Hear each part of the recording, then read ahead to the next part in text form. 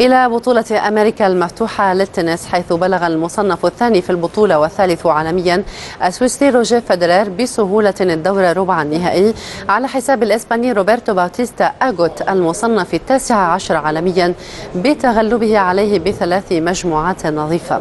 المخضرم السويسري حامل لقب البطولة 5 مرات، آخرها عام 2008 كان سيد اللقاء إذ حسم المجموعة الأولى ب6 أشواط ل4، وواصل المايسترو على المنوال ذاته في المجموعتين الثانية والثالثة وانتزعهما ب6 أشواط ل3 و6 ل2 ليضرب فيدرر موعدا في ربع النهائي مع الفرنسي غايل مونفيس.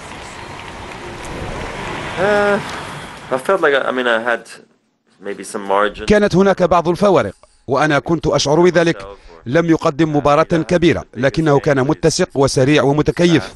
لقد فعل أشياء تجعلك تشعر بعدم الراحة، لهذا شعرت بالفرق لأنني لم ألعب أمامه من قبل، فكنت أحاول أن أضغط عليه طيلة المباراة لأبقي على فارق مريح بيني وبينه في النتيجة.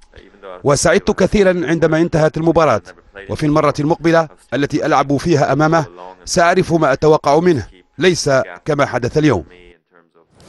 وكان الفرنسي غايل مونفيس قد تخطى عقبة البلغاري غريغور ديمتروف ب3 مجموعات دون مقابل. مونفيس أنهى المجموعة الأولى ب7-5 قبل أن يحسم الثانية بشوط كسر التعادل 7-6، ثم الثالثة ب7 أشواط ل5. كما تأهل المصنف السادس عشر عالميا الكرواتي مارين سيليتش إلى الدور ذاته بفوزه الصعب على الفرنسي جيل سيمون ب3 مجموعات لمجموعتين.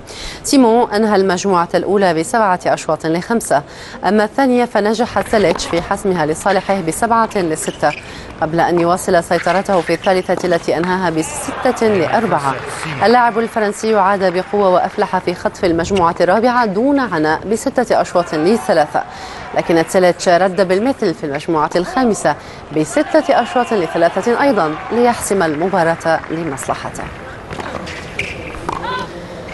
وسيلاقي سيليتش في ربع النهائي تشيكي توماس بيرديتش الذي وصل نتائجه الإيجابية حيث بلغ الدور ربع النهائي بفوزه السهل على النمساوي دومينيك ثيم ب3 مجموعات دون رد بنتيجة 6-1 6-2 و6-4.